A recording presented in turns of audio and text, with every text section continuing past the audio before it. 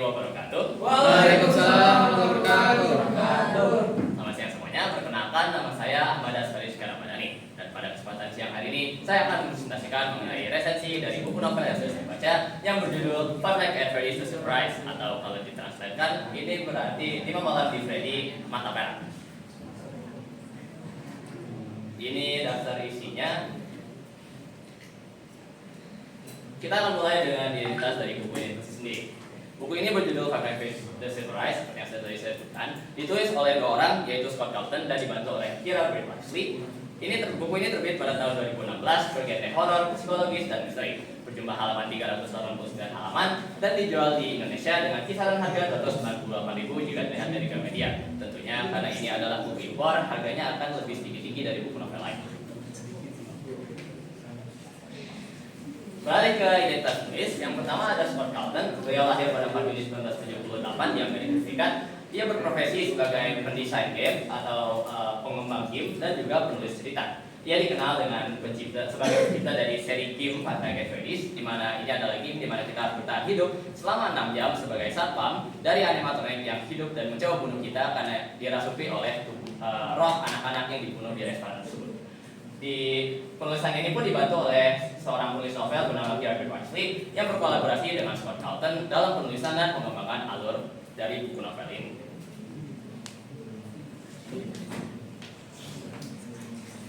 Dan saya akan bahas sedikit sinopsis dari buku ini. Five Nights at Freddy's Surprise memfokuskan cerita kepada seorang perempuan yang bernama Charlotte Emily atau dipanggil dengan Charlie. Charlie ini kembali ke Hurricanita pada tahun 1995 untuk mengunjungi, untuk mengenang teman lamanya, teman yang dulu ia sering dekat saat mereka sudah meninggal, yang bernama Michael Brooks. Si Michael Brooks ini adalah salah satu korban anak yang hilang di Freddy Fazbear Pizza pada tahun 1985. Dan si Charlie ini mempunyai seorang ayah bernama Henry Emily sebagai pemilik dan dari restoran Freddy Fazbear Pizza. Ayahnya Charlie itu sempat menjadi jadi salah satu orang yang dicurigai sebagai pembunuh dari restoran tersebut. Namun ayahnya Charlie ditemukan bunuh diri di tempat kerjanya beberapa hari kemudian. Saat Charlie tiba di Utah, Charlie mengajak teman-temannya untuk kembali menyelidiki restoran yang selalu mereka kunjungi pada masa kecil. Dan sampainya mereka di sana, mereka terkejut bahwa animator di sana ternyata masih bisa bekerja walaupun sudah terbengkalai selama 10 tahun lebih. Dan mereka pun ditemukan oleh seorang satpam yang bernama Dave Miller.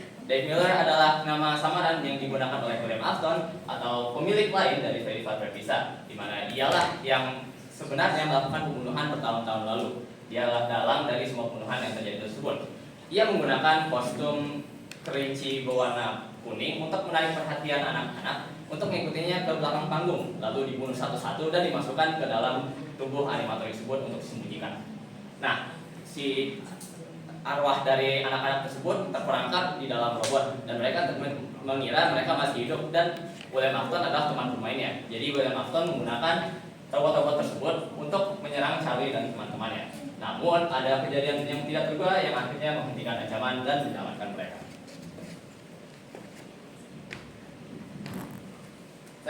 Di sini ada kelebihan dan kekurangan dari buku ini. Untuk kelebihannya, buku ini berhasil mengembangkan cerita dari seri game Five Nights at Freddy's dalam bentuk novel, di mana tentunya dalam bentuk game ceritanya akan sangat terbatas dan tidak akan sebagus atau seluas cerita dari novel.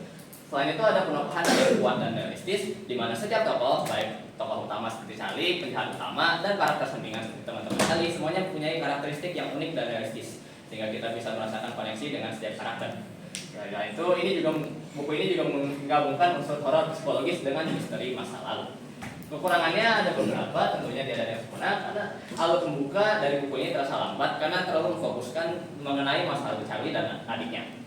Lalu di beberapa bagian cerita cukup rumit dan dapat membingungkan karena alur dari cerita ini bersifat maju mundur, seperti maju habis itu mengingat lagi tentang masa lalu Charlie yang terpotong-potong. Lalu kekurangan yang paling mungkin terasa bagi pembaca kasual adalah berkaitan erat dengan dunia gamenya Five Nights at Freddy's. Ini untuk penggemar ini adalah hal bagus, namun untuk para pembaca kasual pasti ada beberapa referensi yang tidak akan mereka sadari. Ini adalah kutipan favorit dari buku ini yang pernah saya baca, yaitu some memories are best left undisturbed. Artinya tidak semua kenangan atau masa lalu sebaiknya dibawa kembali. Tentunya kita semua punya rasa sakit di masa lalu yang ingin kita lupakan. Namun kalau kita tetap terjebak di masa lalu tersebut dan tidak pernah melangkah maju, kita tidak akan pernah bisa melupakan rasa sakit itu. Jadi terkadang cara terbaik untuk sembuh adalah untuk melupakannya.